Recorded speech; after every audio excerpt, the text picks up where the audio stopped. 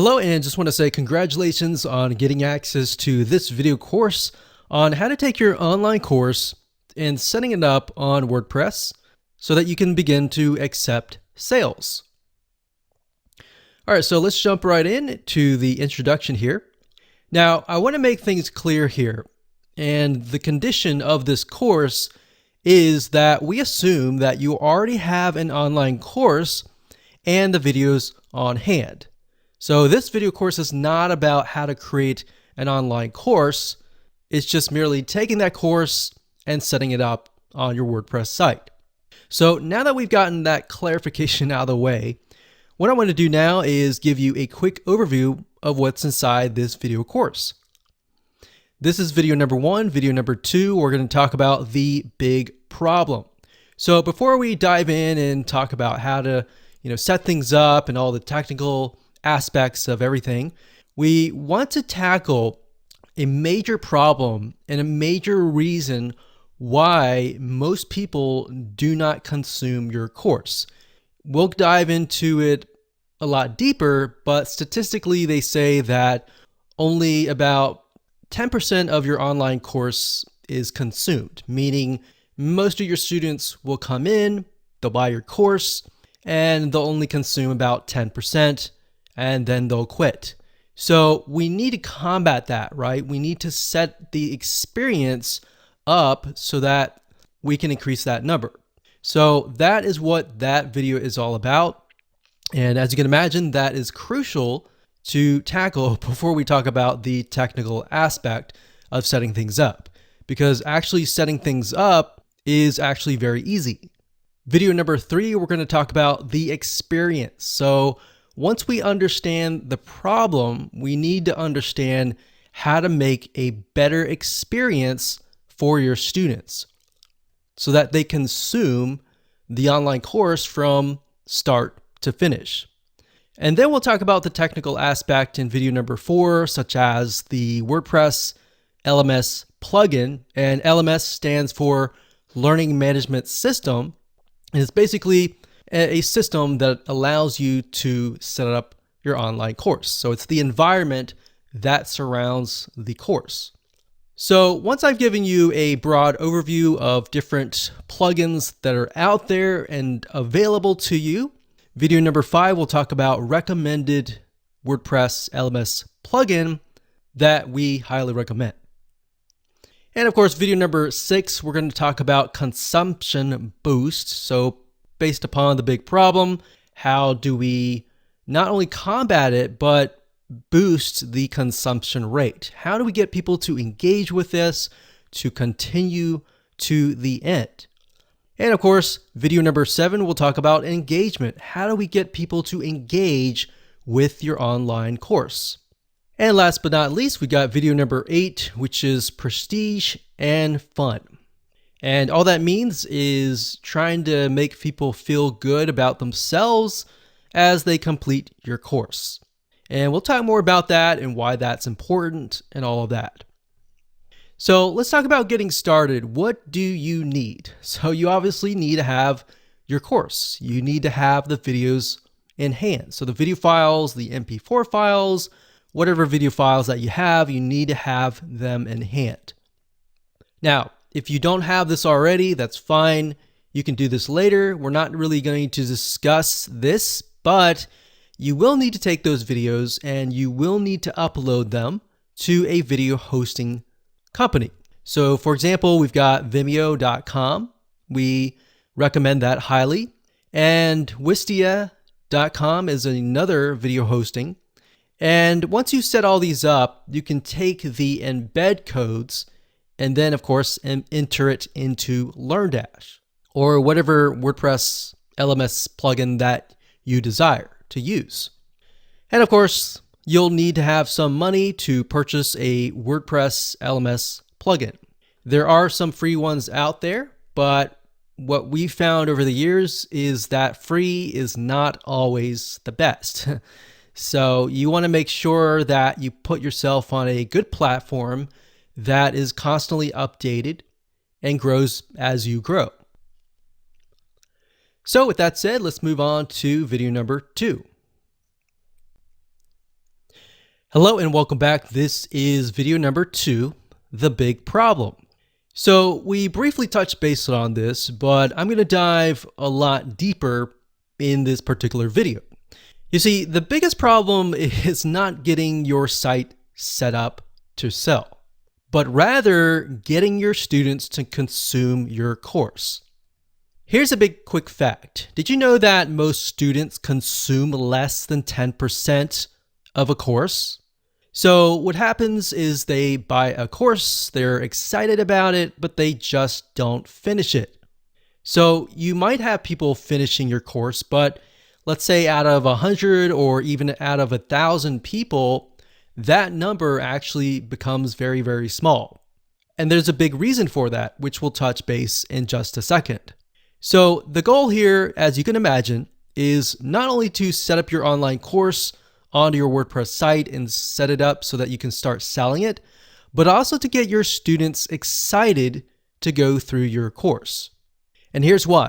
It's a known fact that if you can get your students to consume your course, they're going to want to buy more from you. They're going to feel like, wow, I really enjoyed that course. I want more. So if you put yourself in their shoes, and maybe you've bought a course and you just never have finished it, or maybe you have gone through a course and you feel like, wow, I got so much value out of this. I want to see if this person has a different course. So in other words, you feel impacted by that person. So with the law of reciprocation, you want to seek them out more. So the big question is, how do you go about doing this? Well, to set the stage, we're going to be covering this in a lot more depth in this course. But what you want to do is you will want to prep your course outline and lay it all out so that it is easy to consume. Now, obviously, you already have an online course in hand. What we're doing here is we are basically going to break things down so that you can see, okay, the first thing, this is what they see this video afterwards, or maybe in between these videos, we could add something else that's highly engaging and things like that. So it's not necessarily that you are having to re-edit your course. It's basically making it more engaging, all right? And it'll make more sense in just a second. So in other words, you want to make sure that your experience is as easy as possible. You want to add engagement through quizzes, through forums, or a comment section. You also want to gamify, or in other words, make the course fun. So you can go all out. You can even use a system like gamipress.com and integrate it into certain WordPress plugins. And you can do things like, okay, somebody gets points when they log in, they get points when they do certain things within the course, and maybe they can rack up those points and use that points to buy other things. So as you can imagine, even as adults, if you gamify things, it increases the chance of somebody actually consuming your course. All right, so now that you have a general overview of the big problem, kind of what we need to do, what we're going to do now is we're going to talk about the experience. So how can we increase that consumption rate through the experience? Hello and welcome back. This is the experience and video number 3. So what we're going to do, like we talked about earlier, is we are going to prep your course outline. So in other words, what we're going to do is we are going to plan ahead before we do any sort of implementation. So prepping your course outline from the moment they purchase to the moment they finish consuming your course is very important. So in other words, what we're trying to do is we're trying to lay out all the steps that they must go through, because this is crucial. So in other words, step by step by step. Now, for example, the very first video should be about introducing your students, and that's really important. So if you don't have that, you might want to make that as an addition. So you might want to say, thank you for your purchase. Here's a quick overview of all the videos that are laid out, and show it in action. And oftentimes you want to make this video last because this will be after you've set everything up. So you'll be able to show, okay, so you log into this WordPress site, this is what you do. You can see lesson 1, 2, 3, 4, 5. You can see these topics, all that. So what that does is it puts people in the frame of mind of, okay, this is what I'm going to do. This is what I can expect. And it kind of takes away that fear. So you need to give people an idea of what to expect, because a lot of times they have anxiety or fear of what's ahead. And that anxiety or fear, a lot of times, is what prevents them from moving forward. So what you're doing here is you're helping them move forward. Next, you want to make sure that these steps from there make it easy for your students to consume your content. So like I previously mentioned, maybe you have the welcome video, and then after that, you have maybe a checklist that they can download, and whatever else will make it easier. So in other words, you don't have to necessarily make more videos besides the first introduction video, but you want to lay it out so that you can see, okay, so should I put all of these videos, step 1, step 2, step 3, all different steps, or should I do video 1 and maybe the introduction and the video 1 and then a checklist and maybe a Word document of some sort in between the videos so that I don't overwhelm people and all that. And we'll talk about drip feeding and how to prevent people from being overwhelmed. So in other words, what I'm talking about here is basically adding buffer pages or pages in between each video if they need more clarification. Now, the only way to know how to do all of this is to map it out. All right. So let's head on over to a mind mapping software and do this now. Okay, so I want to say that it doesn't matter what you use to map your plan or outline out. What I'm using here is a software. It's an online web application called Lucid Chart. That's lucidchart.com. Now, if you're not a visual person and you would prefer to use something like Notepad or a piece of paper, whatever it is, it doesn't matter. At the end of the day, it's just a matter of mapping it out so that you are able to see step 1, step 2, step 3, and all the steps ahead so that you can take this blueprint and implement it later down the road. So we got this here. This is the online course.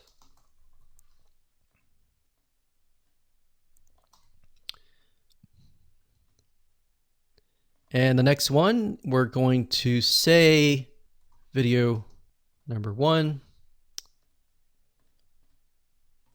And actually before that, of course, we have the introduction or quick overview. A lot of times, like I said, I like to complete this video after everything has been set up. So as you can imagine, if your site has been set up and laid out, and then you make this video, what this enables you to do is show people everything in action. So whatever they see on your screen is likely what they are seeing on their screen as well. So what it does, like I said, is it takes away that anxiety. So the next thing we've got is from, let's say, the introduction. We have video number 1. And of course, typically, if you have your course in hand, you're automatically going to have, video 1, video 2,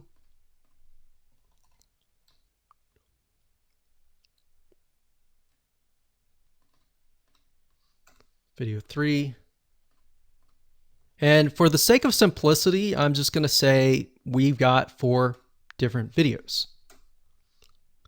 Now, obviously, most video courses and online courses are going to be a lot longer than that. So what we want to do now is, let's actually move this up. Let's see here. What I like about Lucidchart is you can pretty much map it out so that you can see, okay, this is step 1, this is step 2, this is step 3. We move from here to here.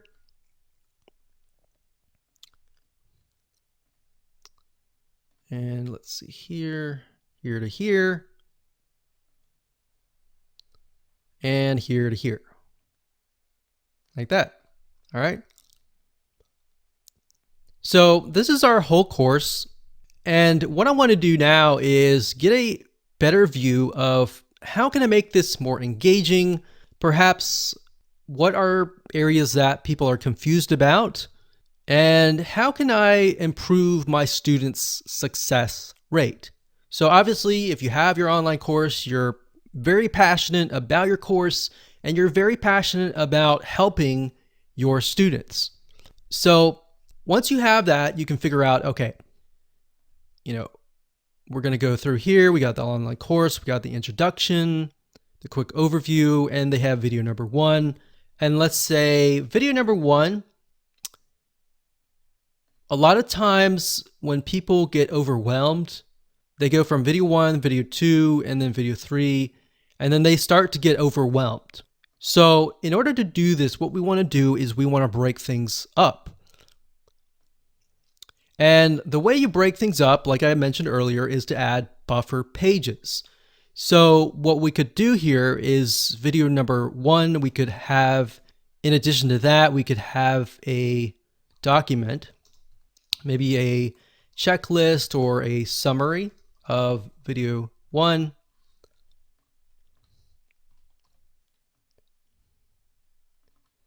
And maybe after that, you can create some homework. Now, you don't have to call it homework. Homework sometimes has a bad connotation. So you can say to-do list. So before they can move on to video number 2, in other words, they have to do the to-do list. So maybe they learned something here and they need to implement that in here. So you see what's happening? The majority of courses have it where it's like watch video 1, watch video 2, watch video 3, and then they get overwhelmed and they quit. So what you're trying to do here is you're trying to break things down so that it's not as overwhelming. All right, so once they've finished the to-do list, then they can move on to video number 2. So in that case, we delete that arrow. So it goes from here to here. And then next we have video number 2 to 3. Now, during tests, we found that a lot of times when you have some sort of document like a checklist or a summary of that video, it helps. It helps a lot. So let's see here. Let's move this up here like this.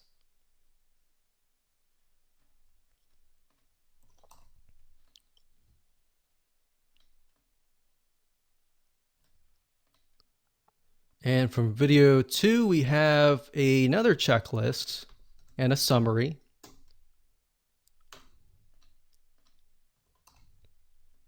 And maybe a to-do list. So as you can see, the to-do list basically tells people, okay, this is what you need to do next. So you need to do this next before you get to the next video. So we do that. Now we want to mix things up. You don't want it to stay too consistent. So maybe after video number 3, we can offer something like, we'll do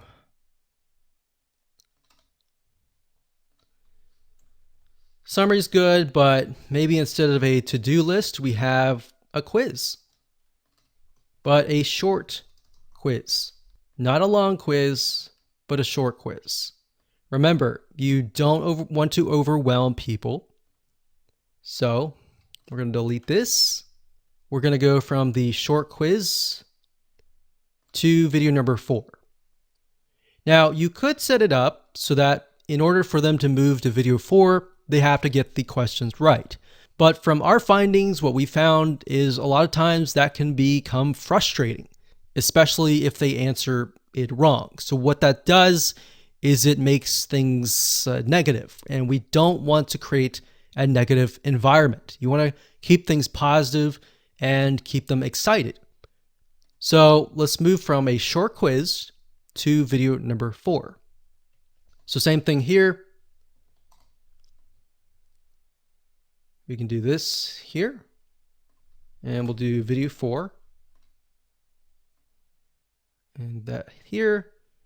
Now, what's nice about WordPress, the plugins that we're going to be using, is that you can also add things like certificates. So in other words, when they finish the course, they get a certificate with their name on it. Now, you can do that with the plugin that we recommend, which we'll talk about in just a minute. Now, what I want to say is a lot of times what people do is they buy the course, but in order for them to stay, there needs to be a community, or they need to have the ability to engage with you.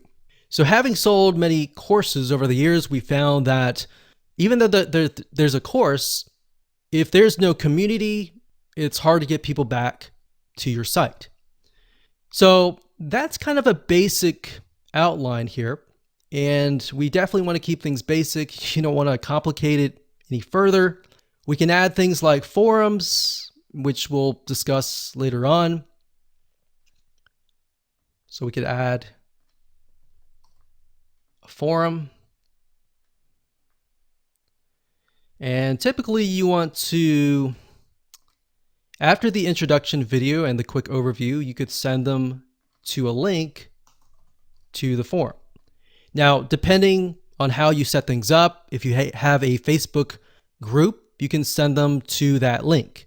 If you're utilizing the WordPress plugin that we recommend, sometimes they are connected to forums like bbPress and other community and forum plugins. So that's kind of a brief map of what you can do. You can do anything that you want. Just make sure that it's not too overwhelming, because as you can see, this is video number 4 and we've already got so many different steps. We want to make it fun. We want to make it short and quick, but we don't want to have too many steps. So one thing you could do is you could just have maybe a to-do list and a summary and a to-do list all bundled up into one. You could do that. You could break these up into sections like lessons, and maybe have a summary for the whole lesson instead of each individual video. So those are just some general ideas that you can use.